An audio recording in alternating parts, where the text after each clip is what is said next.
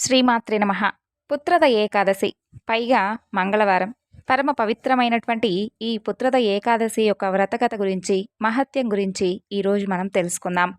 పాండవాగ్రజుడైనటువంటి ధర్మరాజు పరంధాముడైనటువంటి ఆ శ్రీకృష్ణుడితో, ఓ మధుసూదన, కృష్ణ, జనార్దన, శ్రావణ మాసమందులి శుక్లపక్షంలో వచ్చే ఏకాదశికి పేరేంటి? ఆ ఏకాదశి యొక్క మహత్యం ఏమిటి? దానికి సంబంధించినటువంటి కథ ఏమైనా ఉందా? నా మీద దయ ఉంచి వివరంగా చెప్పవయ్యా అని అడుగుతాడు. అప్పుడు శ్రీకృష్ణుడు ధర్మరాజుతో, సమస్త పాపాలను నశింపచేసేది శ్రేష్టమైనటువంటి కథ గురించి చెబుతాను, విను.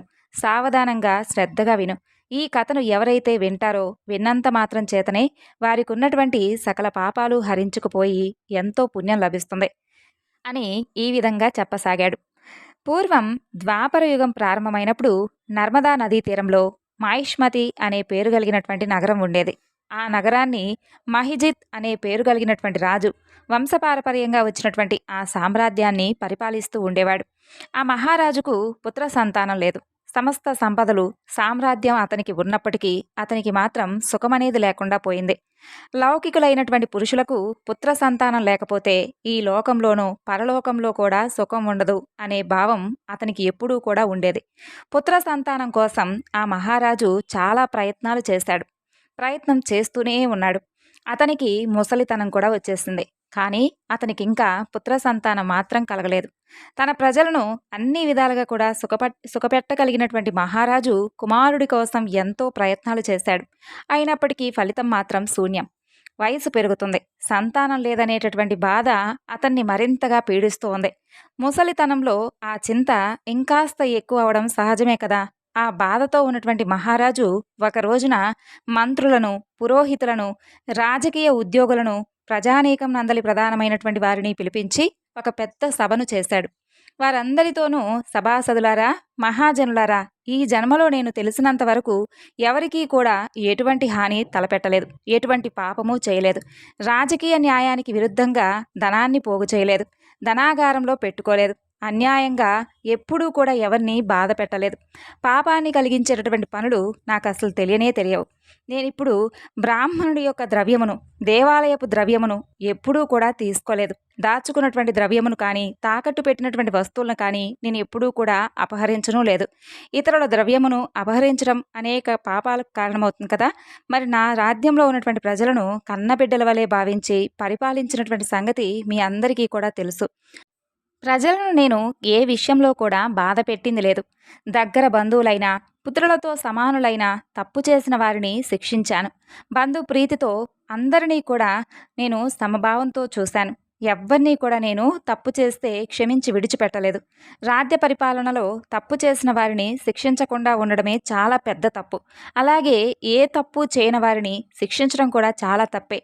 అయితే నా రాజ్యంలో వైదిక ధర్మపరాయణులైన వారందరినీ కూడా నేను చాలా చక్కగా గౌరవిస్తాను, పూజిస్తాను. శత్రు సమూహంలో ఉన్నటువంటి వారైనా కానీ, వారు యోగ్యులైన మహాపురుషులైనా కానీ వారిని కూడా చాలా చక్కగా పూజించాను కూడాను. నేను ఎల్లప్పుడూ కూడా ధర్మసహితమైనటువంటి మార్గాన్నే అనుసరించాను. అధర్మంగా ఎప్పుడూ కూడా ప్రవర్తించలేదు. ఈ విధంగా ధర్మబద్ధమైనటువంటి జీవితాన్ని గడుపుతున్నప్పటికీ కూడా నాకు సంతానం లేకపోవడానికి కలిగినటువంటి కారణం ఏమిటి? ఈ విషయాన్ని మీరందరూ కూడా తప్పకుండా నాకు తెలియజేయండి అని అడుగుతాడు. ఆ రాజు మాటలు విని పురోహితులు, అధికారులు, ప్రజలు అందరూ కూడా ఒకరి ముఖం ఒకరు చూసుకుంటారు. సభలోని వారందరూ కూడా ఆ మహారాజుకు ఏ విధంగా మేలు చేయగలమా అని పరస్పరం విచారణ చేసుకుంటూ ఉన్నారు. వారిలో ఎవరికీ కూడా ఏ ఉపాయం తోచలేదు. అప్పుడు అందరూ కలిసి అరణ్యంలో మహా తపస్సంపన్నులు, భూత భవిష్యత్ వర్తమాన కాలాలు మూడింటినీ కూడా తెలుసుకోగలిగినటువంటి వారు ఉంటారు. వారిని అడిగి తెలుసుకుందాము, కర్తవ్యం నిర్వహిద్దామని చెప్పి తెలుసుకుంటారు. ఇక వారు మహా అరణ్యాలకు వెళ్తారు. అటూ ఇటూ తిరుగుతూ ఉంటారు. ఎంతోమంది ఋషీశ్వరుడు ఉండేటటువంటి ఆశ్రమాలను వెతుకుతూ ఉంటారు. అరణ్యంలో తిరుగుతూ వెతుకుతున్న వారందరూ కూడా ఆ రాజు యొక్క హితమును మాత్రమే కోరుకునేవారు.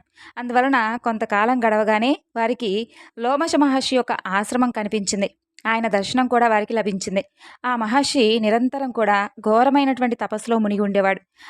ఇక ఆయన ముఖార విందంలో చిదానందం చిందులాడుతూ ఉండేది. ఆయన జీవితం దోషరహితమైనది. ఇందువలన ఆయనంటే అందరికీ కూడా ఎంతో ఇష్టం.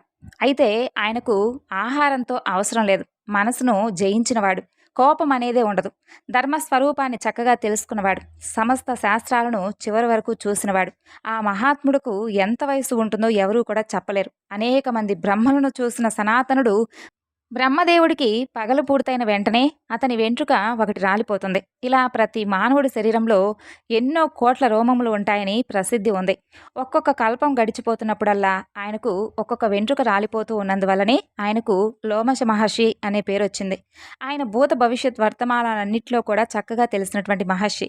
ఆ మహాపురుషుని చూడటంతో సభికులందరూ కూడా మహదానందాన్ని పొందారు. తమ సమస్య పరిష్కారమైనట్లే అని చెప్పి భావించారు. వినయ విధేయతలతో ఆయన్ను సమీపించారు. శాస్త్రమునందు చెప్పబడినటువంటి విధానాన్ని అనుసరించి న్యాయపూర్వకంగా ఆయన అర్హతకు తగిన విధంగా అందరూ కూడా సాష్టాంగ నమస్కారాలు చేశారు.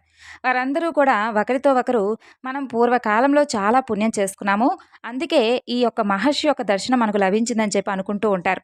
లోమశ మహర్షి వినయంతో ఆ వంగినటువంటి సభాసదులందరినీ కూడా చూస్తాడు. వారితో, మహాజనులారా, ఇంతమంది పట్టణవాసులు కలిసి ఈ విధంగా అరణ్యానికి ఎందుకు వచ్చారు? నన్ను చూడగానే మీ అందరి ముఖాలు ఎందుకు ఇలా వికసించాయి? మీరందరూ కూడా ఒకరితో ఒకరు ఏమిటి మాట్లాడుకుంటూ ఉన్నారు? నన్ను చూడగానే మీ అందరికీ ఆనందం కలగడం సహజమే. ఆ ఆనందంతో నన్ను పొగుడుతూ కాలాన్ని వృధా చేయకండి. వచ్చినటువంటి పని ఏమిటో వివరంగా తెలియజేయండి. సందేహం కానీ సంకోచం కానీ అస్సలు వద్దు. మీ అందరికీ ఏది హితమో అదే నేను చేయగలను. మా వంటి వారి జన్మ ఇతరులకు ఉపకారం చేయడం కోసమే ఉంటుంది. కాబట్టి సందేహించకుండా మీరు ఎందుకు వచ్చారో తెలియజేయమని అడుగుతాడు ఆ మహర్షి. అప్పుడు మహారాజు గారి యొక్క పరిజనులందరూ కలిసి మహర్షితో, మాకు ఒక పెద్ద ధర్మ సందేహం కలిగింది మహర్షి. దానిని తీర్చుకోవడం కోసం మీ పాదపద్మముల దగ్గరకు చేరుకున్నాము. మీరు బ్రహ్మదేవుడి కంటే కూడా చాలా గొప్పవారు, మీకంటే శ్రేష్ఠులు ఈ లోకంలో లేరు. మేము ఒకానొక పని మీద ఈ అరణ్యాలకు వచ్చాం. మా అదృష్టం కొద్దీ మీ దర్శనం మాకు లభించింది. మా దేశాన్ని పరిపాలించేటటువంటి మహిజిత్ రాజుకు ప్రస్తుతానికి సంతానం లేదు. మేమందరం కూడా ఆ మహారాజు యొక్క ప్రజలమే. ఆ మహారాజు మమ్మల్ని అందరినీ కూడా పుత్రవాత్సల్యంతో చక్కగా పరిపాలిస్తూ ఉండేవాడు. కుమారులు లేరనే బాధ ఆయనకు ఎక్కువగా ఉంది. ఆయన దుఃఖం మాకు కూడా చాలా దుఃఖాన్ని కలిగిస్తూ ఉంది. మా మహారాజు యొక్క దుఃఖాన్ని నివారించడం మాది బాధ్యత అనుకున్నాం. కాబట్టి ఆయన దుఃఖాన్ని నివారించడం కోసమే మేమందరం కూడా ఈ అరణ్యంలో తపోనిష్టను సాగించాలని చెప్పి దృఢ నిశ్చయంతో ఇలా వచ్చాం. ఇంతలో మా భాగ్యం కొద్దీ మాకు మీ దర్శన భాగ్యం లభించింది. మహాత్ముల యొక్క దర్శనం మాత్రం చేతనే మానవులకు కార్యసిద్ధి కలుగుతుందని చెప్పి పెద్దలు అంటూ ఉంటారు కదా. మా కోరిక తప్పకుండా నెరవేరుతుంది. మా మహారాజు సంతానవంతుడు కావడానికి ఏదైనా ఉపాయాన్ని అనుగ్రహించండి అంటూ ప్రార్థిస్తారు. మహర్షి రాజపరివారం ప్రార్థనను ఆలకిస్తాడు ఆ మహర్షి. ఇక 2 గడియల కాలం ధ్యాన సమాధి అందు ఉండి ఆ మహారాజు పూర్వజన్మనందు చేసినటువంటి దుష్కర్మను సృష్టంగా ఈ విధంగా తెలుసుకోమని చెబుతాడు. తెలుసుకొని వారితో ఇలా చెప్తాడు రాజసేవకులతో, మీ మహారాజు పూర్వజన్మలో దరిద్రుడైనటువంటి వైశ్యుడిగా ఉన్నాడు. ధన సంపాదన కోసం వ్యాపారం ప్రారంభించాడు. అతను ఒక గ్రామం నుండి మరొక గ్రామానికి తిరుగుతూ ఉండేవాడు. అలా తిరిగేటప్పుడు కఠినమైనటువంటి పనులను చేశాడు. అతనికి అప్పుడు హృదయం అనేదే ఉండేది కాదు. ఇతరులకు బాధ కలుగుతుందేమోనని చెప్పి ఆలోచించేవాడు కూడా కాదు. అతడు ఆ విధంగా తిరుగుతూ ఉన్నప్పుడు ఒక రోజున, అంటే జ్యేష్ఠ మాసంలోని శుక్లపక్ష ద్వాదశి రోజున ఒకానొక గ్రామం పొలిమేరలకు చేరుకున్నాడు. సూర్యుడు అప్పటికే నడినెత్తి మీదకొచ్చాడు. ఎండ బాగా ఉన్నందువలన అతనికి అధికమైనటువంటి దాహం వేసింది. దాహంతో బాధపడుతున్నటువంటి ఆ వైశ్యుడు నీరెక్కడైనా దొరుకుతుందా అని చెప్పి 4 దిక్కులా చూస్తూ ఉంటాడు. అతనికి దగ్గరలో ఒక చెరువు కనిపించింది. వెంటనే అక్కడికి వెళ్ళాడు. అంతలో కొద్ది రోజుల క్రితమే దూడను ప్రసవించినటువంటి ఒక గోవు తన యొక్క లేగదూడతో సహా ఆ చెరువు వద్దకు వచ్చింది. జ్యేష్ఠ మాసంలో వచ్చేటటువంటి ఎండ ప్రాణులందరికీ కూడా విపరీతమైనటువంటి దాహాన్ని కలిగిస్తుంది. అలా ఆ గోవు కూడా దాహంతో బాగా తపిస్తూ నీరు త్రాగడానికి అక్కడికి వస్తుంది. ఆ గోవు నీరు తాగుతూ ఉంటుంది. అక్కడికి వచ్చినటువంటి వైశ్యుడు నీరు తాగుతూ ఉన్నటువంటి గోవును విదిలించి దూరంగా తరిమేస్తాడు. తాను మాత్రం ఆ చెరువులో ఉన్నటువంటి నీటిని తాగి దాహం తీర్చుకుంటాడు.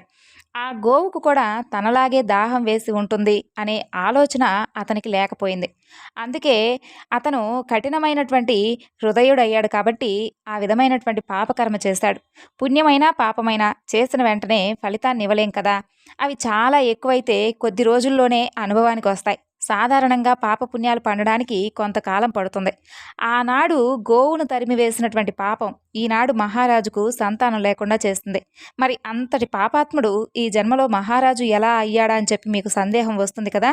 పాపపుణ్యాలు దేని ఫలాన్నైనా కానీ తప్పకుండా ఇచ్చేలా ఉంటాయి. వైశ్య జన్మ కంటే ముందు జన్మలో అతను కొన్ని దాన కర్మలు చేశాడు. అవి పండి అతనికి రాజరికాన్ని ప్రసాదించాయి. శత్రుభయం లేనటువంటి రాజ్యం లభించడం కూడా పుణ్యమైనటువంటి విశేషమే మరి అని ఆ మహర్షి చూతాడు.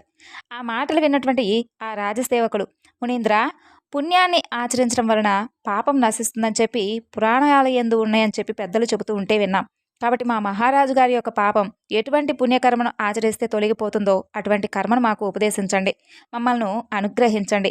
మా మహారాజుకు పుత్ర సంతానం కలిగే ఉపాయం ఉంటే మీరు అనుగ్రహిస్తే మీ అనుగ్రహంతో మా మహారాజు సంతానవంతుడవుతాడని చెప్పి మేము చాలా సంతోషంగా ఆసక్తిగా ఎదురుచూస్తున్నాం. మా రాజ్యం మొత్తం మీ గురించి చెప్పుకుంటాం. మహాత్ములకు సాధ్యం కాని పని ఈ లోకంలో ఏది ఉండదు.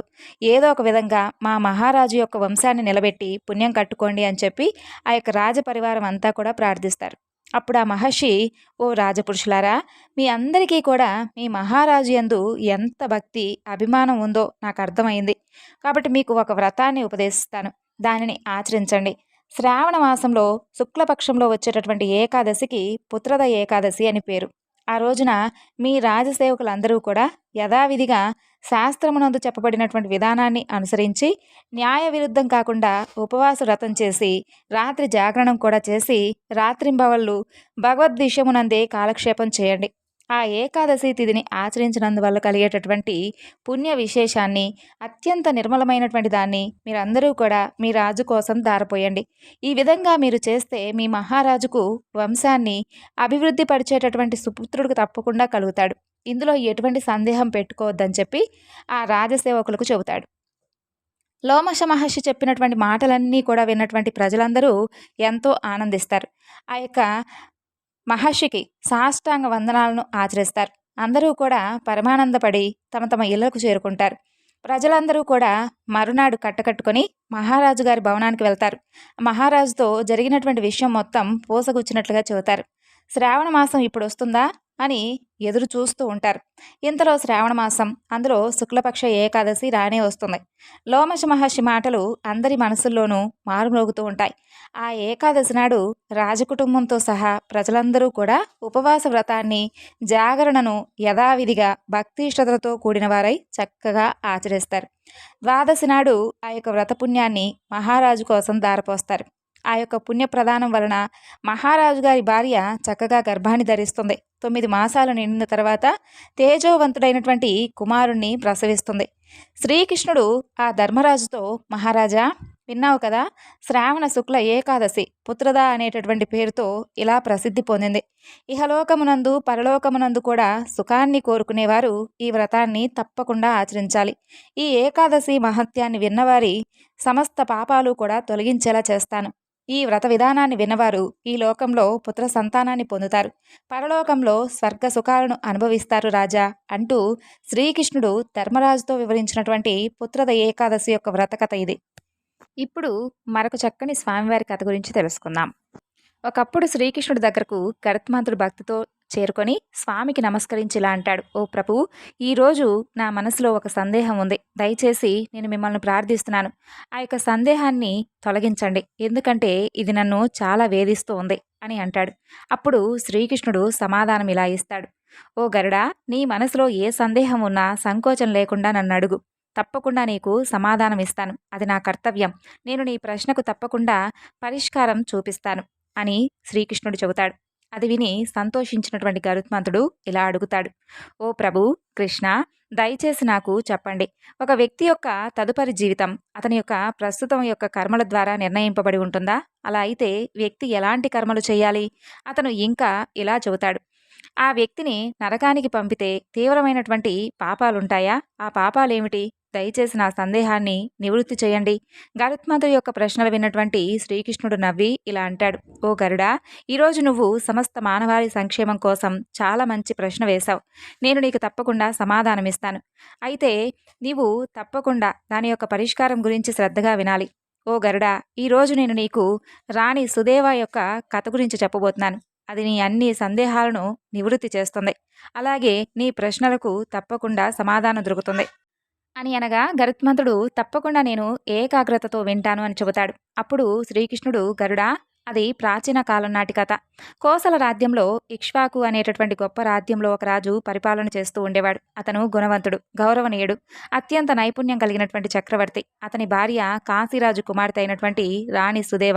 సుదేవ సత్యం, అలాగే గుణం, భర్త పట్ల అపారమైనటువంటి భక్తి కలిగినటువంటి మహిళ.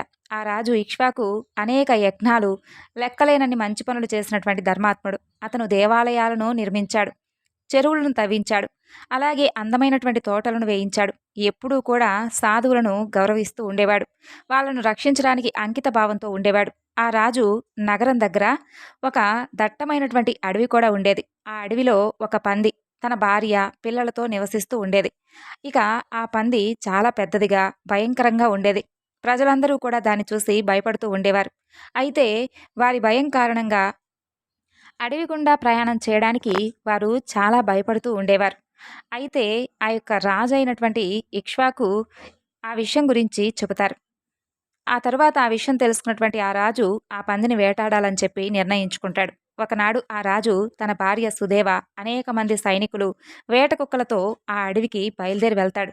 ఆ రాజు అయినటువంటి ఇక్ష్వాకు అనేక గొప్ప సింహాలను, రాక్షసులను వధించినటువంటి శక్తివంతమైనటువంటి యోధుడు. అతను ఆ భయంకరమైనటువంటి పంది నుండి తన ప్రజలను రక్షించాలని చెప్పి ఆ అడవికి వెళ్తాడు. ఆ పంది రాజును, అతని సైన్యాన్ని రావడం చూసి తన భార్యతో ఇలా అంటుంది: "ఓ నా ప్రియతమా, చూడు, అతను కోసల రాజ్యానికి చెందినటువంటి చక్రవర్తి. అతను నమ్మశక్యం కానటువంటి విధంగా శక్తివంతమైనవాడు, తేజస్సు కలిగినవాడు. అతను తన యొక్క వేటగాళ్లతోనూ, కుక్కలతోనూ, అలాగే తన భార్యతోనూ నన్ను వేటాడడానికి ఈ అడవికొచ్చాడు. వారు దాడి చేస్తారనడంలో సందేహం లేదు. అయితే ఆ రాజు ఒక ధర్మాత్ముడు, రాజులకే రాజు. ఈ ప్రపంచమంతా కూడా అతని ఆధీనంలో ఉంది.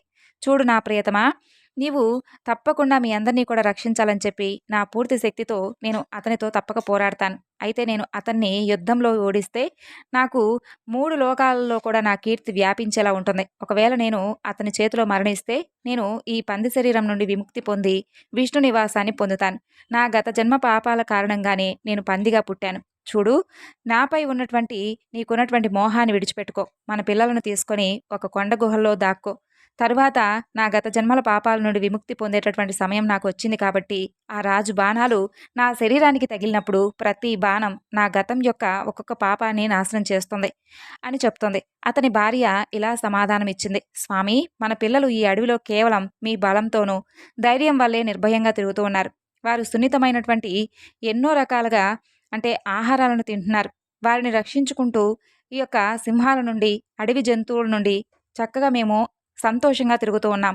ఈ భయంకరమైనటువంటి రూపాన్ని చూసి ఏ వేటగాడు కూడా ఈ అడవిలోకి ప్రవేశించడానికి సాహసం చేయలేకపోతున్నారు. మీరు చనిపోతే మమ్మల్ని ఎవరు రక్షిస్తారు? మీరు లేకుండా మేము నిస్సహాయులం అవుతాం కదా! మరి నా భర్త లేకుండా నా గతి ఏమిటి? ఉత్తమమైనటువంటి బంగారం ఆభరణాలు, వస్త్రాలతో అలంకరింపబడి ఉన్నటువంటి ఏ స్త్రీ అయినా కానీ తన భర్త లేకుండా ఎప్పుడూ కూడా ఈ లోకంలో స ఆనందంగా ఉండలేదు, గౌరవింపబడలేదు. కాబట్టి మీరు లేకుండా నా జీవితం వ్యర్థం. కాబట్టి స్వామి, నా ప్రాణమా, మీరు లేకుండా నేను జీవించలేను. నేను నిజం చెబుతున్నాను. నన్ను మీతో పాటు నరకంలోకి పంపించినా కూడా నేను చాలా సంతోషంగా వెళ్తాను. కాబట్టి ఆ రాజును ఎదుర్కోవద్దు. మాతో పాటే మీరు కూడా కొండ గుహకు రండి. మనం అక్కడ దాక్కోవచ్చు. మీరు, మీ భార్య, మీ పిల్లలను, మీరందరినీ కూడా ప్రాణాలతో చూసుకోవచ్చు" అని చెబుతుంది. అప్పుడు ఆ పంది ఇలా అంటుంది: "చూడు, నీకు యోధుడి యొక్క ధర్మం అర్థం కాదు. అందుకే నువ్వు ఇలా మాట్లాడుతున్నావు. ఒక శత్రువు యోధుణ్ణి యుద్ధానికి సవాలు చేస్తే అతను దురాశతోనో లేదంటే భయంతోనో పిరికివాళ్లా పారిపోకూడదు. అలా చేసే వ్యక్తి 1000 యుగాల పాటు కుంభీపాక నరకంలో వేయింపబడతాడు. ఒక యోధుడు తన శత్రువును ఎదుర్కొని పోరాడుతూ వీరమరణం పొందితే అతను మరణానంతరం దివ్య లోకాలను తప్పకుండా పొందుతాడు. ఈరోజు ఆ రాజైనటువంటి ఇక్ష్వాకుడు మన వద్దకు అతిథిగా వచ్చాడు. కాబట్టి మనం అతని యొక్క అతిథిని అగౌరవపరుచుకునేటటువంటి పనులు చేయకూడదు. అతిథిని అగౌరవపరచడం స్వయంగా విష్ణువును అవమానించడమే. కాబట్టి అతనితో పోరాటం నా కర్తవ్యం. ఇక తన భర్త యొక్క దృఢ నిశ్చయాన్ని వినటువంటి ఆ పంది భార్య ఇలా అంటుంది: "నా ప్రాణనాథ, చాలా మంచిది. మీరు రాజుతో పోరాడాలనుకుంటే నేను కూడా మీతో పాటే ఉండి మీ యొక్క వీరత్వాన్ని చూస్తాను" అని చెప్పి ఆమె తన పిల్లలను విడిచిపెట్టి వారితో ఇలా చెబుతుంది: "పిల్లలారా, ఈరోజు యుద్ధ భూమికి కొంతమంది అతిథులు వచ్చారు. మీ తండ్రి వారిని స్వాగతించి వారితో పోరాడబోతున్నాడు. నేను అతనితో పాటే ఉండాలి. కాబట్టి మీరందరూ కూడా తప్పకుండా మీ సోదరులను తీసుకొని కొండ గుహల్లో దాక్కోండి. ఆ రాజైనటువంటి ఇక్ష్వాకుడు చాలా శక్తివంతుడు. అతను యుద్ధంలో మమ్మల్ని తప్పకుండా చంపేస్తాడు. కాబట్టి ఇక్కడి నుండి పారిపోయి మీ ప్రాణాలను కాపాడుకోండి. కానీ ఆమె చిన్నపిల్లలు మాత్రం ఇలా సమాధానమిస్తారు. అమ్మా! నువ్వు అంత బాధపడవద్దు. కష్ట సమయాల్లో తమ తల్లిదండ్రులను విడిచిపెట్టేటటువంటి కొడుకు పెద్ద పాపి. అతన్ని అత్యంత నరకంలోకి పడవేస్తారు. తన తల్లి పాలు తాగినటువంటి తర్వాత ఆమెను దుఃఖంలో విడిచిపెట్టేటటువంటి నిర్దయుడైనటువంటి కొడుకు ఉన్నా ఒకటే లేకపోయినా ఒకటే. కాబట్టి అతని తల్లిదండ్రులను విడిచిపెడితే అతను ఇంకా దుర్గంధభరితమైనటువంటి నరకంలో పడతాడు. కాబట్టి ఈ విధంగా చెప్తారు. ఆ విధమైనటువంటి మాటలు విన్నటువంటి ఆ భార్య వారి పిల్లలందరినీ యుద్ధానికి సిద్ధమై యుద్ధభూమి వైపు నడుచుకుంటూ ఆ కుటుంబం అంతా వెళ్తారు. ఆ చిన్న పంది పిల్లలు తమ తండ్రి, తల్లిని వారిని రక్షించడం కోసం ఎన్నో రకాలుగా పోరాడుతూ ఉంటారు. అంతలో ఆ రాజు ఇక్ష్వాకుడు అతని సైన్యం ఆ ప్రదేశానికి చేరుకుంటారు. ఆ పందులు తమ ముందు నిలబడి ఉండడం చూసినటువంటి ఆ రాజు ధైర్యవంతులైనటువంటి యోధులను వాటిని వేటాడడానికి ముందుకు పంపిస్తాడు. చేతుల్లో కత్తులు, అలాగే ఎన్నో రకాల ఆయుధాలను పట్టుకున్నటువంటి శక్తివంతమైనటువంటి యోధులు ఆ పందులపై విరుచుకుపడతారు. ఇక సైనికుల మధ్య, పందుల మధ్య భయంకరమైనటువంటి యుద్ధం జరుగుతూ ఉంటుంది. వారందరూ కూడా ఒకరిపై ఒకరు క్రూరంగా దాడి చేసుకుంటూ ఉంటారు. ఇక ఆ పందులు తమ దంతాలతో సైనికులను గాయపరుస్తూ ఉంటే, సైనికులు ఈటలతో ఆ పందులపై పొడుస్తూ ఉంటారు. ఆ యుద్ధంలో చాలా పందులు చంపబడుతూ ఉంటాయి. అలాగే లెక్కలేనన్ని గాయపడతాయి. ఆ రాజు సైనికులు కూడా చాలామంది చనిపోతారు. అలాగే గాయపడతారు. ఇప్పుడు కేవలం ప్రధానమైనటువంటి పంది, దాని భార్య, అలాగే ఆ పిల్లలు మాత్రమే ఉంటారు.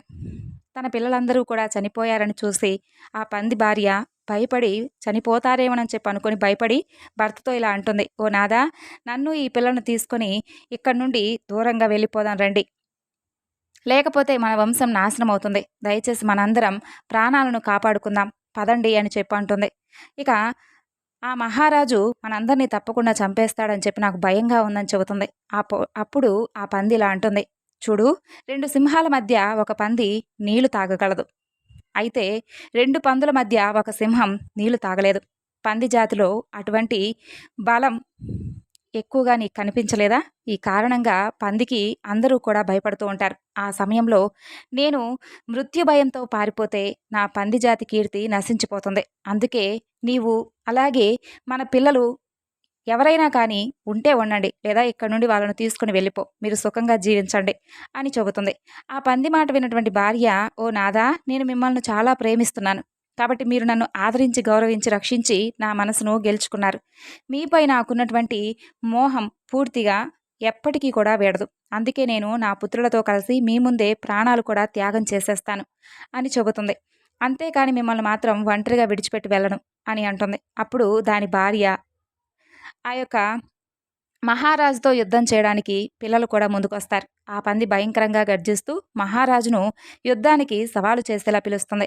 ఆ పంది ఎదురొచ్చినట్టు తర్వాత పెద్ద పెద్ద ఈ వీర యోధులను తన యొక్క దంతాలతో కూడా గడ్డిపోచులా ఎత్తి పడేస్తూ ఉంటుంది. తన సైనికులు చనిపోవడాన్ని చూసి ఆ మహారాజుకు విపరీతమైనటువంటి కోపం వస్తుంది. ఆయన తన విల్లుకు నారి సంధించి ఆ పందిపై గొప్ప వేగంతో దాడి చేస్తాడు. మహారాజు యొక్క బాణం ఒకటి తీవ్ర వేగంతో వెళ్ళి ఆ పంది శరీరంలోకి దిగుతుంది. ఆ తరువాత అది ఎంతో బాధపడుతూ ఉంటుంది. నేలపై పడిపోతుంది. అప్పుడు ఆ మహారాజు దానిపై ప్రహారం చేసి పందిని చంపివేస్తాడు. ఇక పంది చనిపోగానే దాని ప్రాణాలు పోయి శ్రీ మహావిష్ణువు యొక్క లోకానికి వెళ్ళిపోతాయి. అప్పుడు ఆ మహారాజు యొక్క సైనికులు తమ చేతిలో ఈటలు తీసుకొని ఆ పంది భార్యను చంపడానికి దాని వైపు వెళ్తూ ఉంటారు. ఆ పంది భార్య తమ పిల్లలతో ఇలా చెబుతుంది. బిడ్డలారా, కనీసం మీరు పారిపోండి, మీ ప్రాణాలనైనా దక్కించుకోండి అని చెబుతుంది. కానీ ఆ పిల్లలు అస్సలు వినరు. ఆ రాజ సైనికులతో విపరీతమైనటువంటి పోరాటాన్ని సాగిస్తూ ఉంటారు. అంతలో ఆ రాజు దగ్గరగా వచ్చి ఆ పంది పెద్ద కొడుకును సంహరిస్తాడు.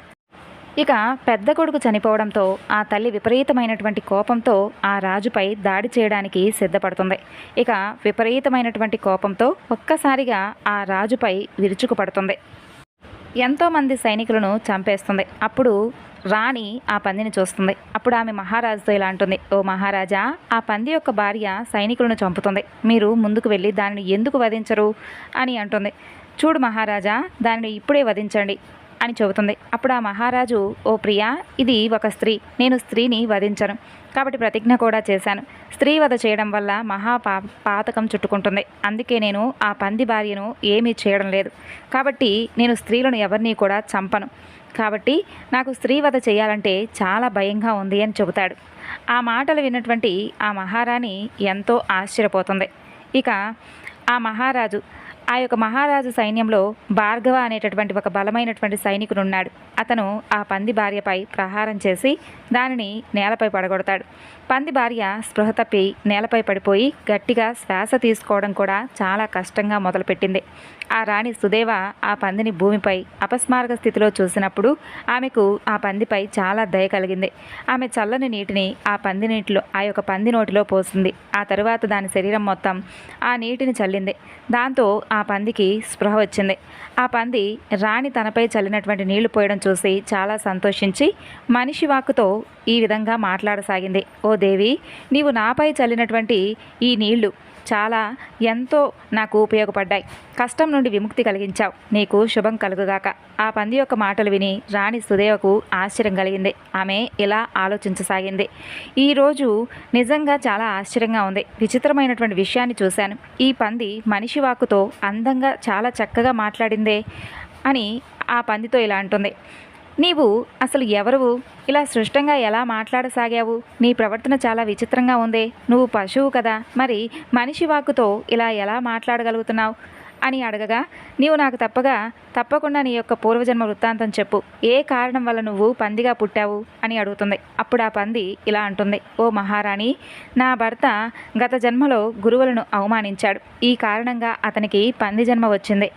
కాబట్టే నేను కూడా మీకు నా యొక్క పూర్వజన్మ కథ గురించి చెబుతున్నాను వినండి. ఓ దేవి, కళింగ దేశంలో శ్రీపురం అనేటటువంటి అందమైన నగరం ఉండేది. ఆ నగరంలో వసుధనుడు నివసిస్తూ ఉండేవాడు. నేను ఆ యొక్క వసుధనుడి యొక్క కుమార్తెను. నాకు సుకన్య అనే పేరు పెట్టారు. ఆ సమయంలో ఆ నగరంలో నా అంత అందగత్తె మరొకరు ఎవరూ కూడా ఉండేవారు కాదు. నా సౌందర్యం ఎంతో చక్కగా ఉండేది. నేను గర్వంతో మైమరిచిపోతూ ఉండేవాడిని. నా చిరునవ్వు చాలా మనోహరంగా ఉండేది. నేను యవ్వనంలోకి వచ్చినప్పుడు నా అందమైనటువంటి యవ్వనాన్ని చూసి నా తల్లికి చాలా భయం వేసింది. ఒకనాడు ఆమె నా తండ్రితో ఇలా అంది. ఓ నాదా, ఇప్పుడు మన కుమార్తె యవ్వనంలోకి వచ్చింది. ఆమె వివాహం ఎందుకు చేయడం లేదు అని అడిగింది. ఆమెను త్వరగా ఒక వరుడికి అప్పగించండి. తన భార్య మాటలు విన్న తర్వాత ఆమె భర్త ఆ బ్రాహ్మణుడు మా తండ్రి గారు, ఓ కళ్యాణి, నేను నా కుమార్తె వివాహం తప్పకుండా చేస్తాను. వివాహం తర్వాత నా ఇంట్లోనే నివసించేటటువంటి పురుషుడితో చేస్తాను. సుకన్య చాలా ప్రియమైనది, అందమైనది. నేను ఆమెను నా కళ్ళ నుండి దూరం చేసుకోనిను అని చెప్పి శివశర్మ అనేటటువంటి ఒక అతనితో, ఎంతో జ్ఞానం ఉన్నటువంటి అతనితో నాకు వివాహం చేశారు. ఎంతో సంతోషంగా నా తండ్రి నాకు వివాహం చేశాడు. అయితే నా తండ్రి ఆ యొక్క శివశర్మ అనేటటువంటి బ్రాహ్మణుడితో నా వివాహం జరిపించిన తర్వాత మేమిద్దరం కూడా మా ఇంట్లోనే ఉండసాగాం. అయితే నేను నా తల్లిదండ్రుల యొక్క గారాబంతో పూర్తిగా చెడిపోయాను.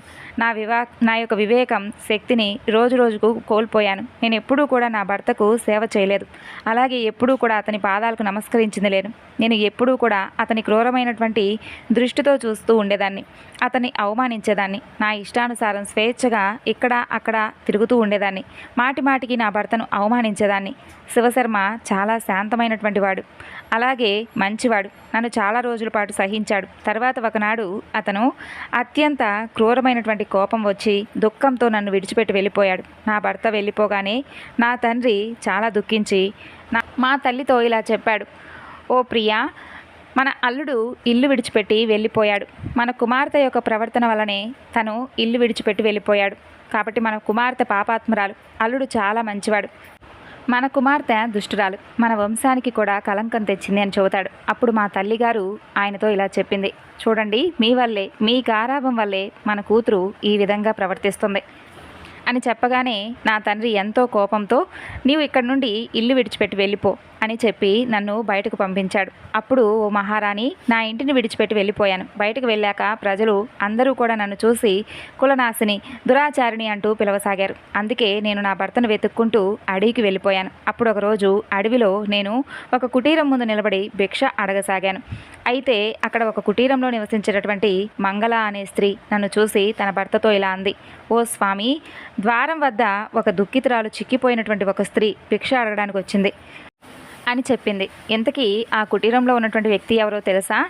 నా భర్త శివశర్మ. అప్పుడు అతను ఆమెతో, ఈమె నా మొదటి భార్య సుకన్య, నాకు చాలా ప్రియమైనది. అందుకే నీవు ఆమెను ఆదరించి సత్కరించి మన ఇంట్లో స్థానం ఇవ్వు. తన భర్త మాట విన్న తర్వాత ఆమె ఆశ్చర్యపోయి భర్త ఆజ్ఞను పాటిస్తూ నన్ను ఇంట్లోకి పిలిచింది. అలాగే నాకు భోజనం పెట్టింది, ధరించడానికి వస్త్రాలు ఇచ్చింది. ఆ తర్వాత ఒకనాడు నేను కూర్చొని మంగళ యొక్క మంచి స్వభావం, నా యొక్క దుష్ట స్వభావం గురించి ఆలోచించసాగాను. నాకు చాలా దుఃఖం వేసింది. ఆ తరువాత ఎక్కువగా చింతిస్తూ ఉండడం వల్ల నా గుండె పగిలిపోయింది. అదే క్షణం నా ప్రాణాలు గాలిలో కలిసిపోయాయి. అప్పుడు యముడి దగ్గర ఉండేటటువంటి దూతలు ఆ స్థలానికి వచ్చి నన్ను యమలోకానికి తీసుకెళ్లారు. అక్కడ యమరాజు నా లెక్కల చిట్టా చూసి తన దూతలతో ఇలా అన్నాడు, ఓ దూతలారా, ఈమె పాపాత్మురాలు, తన భర్తను చాలా అవమానించింది. అందుకే ఈ పాపాత్మురాలను కఠినంగా శిక్షించాలి అని చెప్పగా యమదూతలు నన్ను మండుతున్నటువంటి నిప్పులో వేశారు. ఇక తరువాత నరకంలో నాకు అనేక సంవత్సరాల పాటు ఎన్నో రకాల నరక బాధలు విధించారు, కష్టాలు అనుభవించాను. అప్పుడు నరకశిక్ష అనుభవించిన తరువాత ఈ యమరాజు నన్ను ఒక పంది జన్మలో పడేశాడు. ఓ మహారాణి, ఈ విధంగా నేను మీకు నా పూర్వజన్మ యొక్క వృత్తాంతం గురించి చెప్పాను. దయచేసి ఇప్పుడు నన్ను ఈ జీవితం నుండి విముక్తి కలిగించండి. అలాగే మీరు మీ భర్తకు చాలా సేవ చేశారు, అందుకే నాకు మీ పుణ్యంలో కొంచెమైనా ప్రసాదించండి. సుదేవ మహారాజు వద్దకు వెళ్ళి ఆయనతో అంటుంది, ఓ స్వామి, ఇప్పుడు నేను ఏం చెయ్యాలి? మీరు ఏ ఆజ్ఞ ఇస్తే నేను అదే చేస్తాను అని చెప్పి అడుగుతుంది. అప్పుడు ఆ మహారాజు ఇలా అంటాడు, చూడు, ఈ అభాగ్యురాలు చాలా రోజుల నుండి చాలా దుఃఖం అనుభవించింది. కాబట్టి ఇప్పుడు నువ్వు తప్పకుండా నీ పుణ్యంతో ఆమెను ఉద్ధరించు అని చెప్పగానే మహారాజు యొక్క ఆజ్ఞను తీసుకొని రాణి సుదేవ ఆ పందితో, ఓ దేవి, నేను 1 సంవత్సరం పుణ్యాన్ని నీకు ప్రసాదించబోతున్నానని చెబుతుంది. ఆ రాణి అలా అనగానే ఆ పంది ప్రాణాలు పోతాయి. దాని శరీరం నుండి ఒక దివ్య స్త్రీ ప్రకటమవుతుంది. ఆ తరువాత ఆమె మహారాణి యొక్క అలాగే మహారాజుకు నమస్కరించి శ్రీ మహావిష్ణు యొక్క లోకానికి వెళ్ళసాగింది అని చెప్పగా శ్రీకృష్ణుడు ఇంకా ఇలా అంటాడు, ఓ గరుడా, ఇప్పుడు నీకు తెలిసే ఉంటుంది కదా, ఒక మనిషి ఎలాంటి కర్మ చేస్తాడో అలాంటి ఫలితమే అనుభవిస్తాడు. ఓ గరుడా, నీకు సమాధానం దొరికిందనుకుంటున్నాను అని స్వామి అనగానే గరుత్మంతుడు ఎంతో సంతోషంగా స్వామికి నమస్కరించి అక్కడి నుండి వెళ్ళిపోతాడు. మరొక చక్కని వివరణతో మరలా కలుసుకుందాం. అంతవరకు నమస్కారం. సర్వం శ్రీ లలితార్పణమస్తు. స్వస్తి.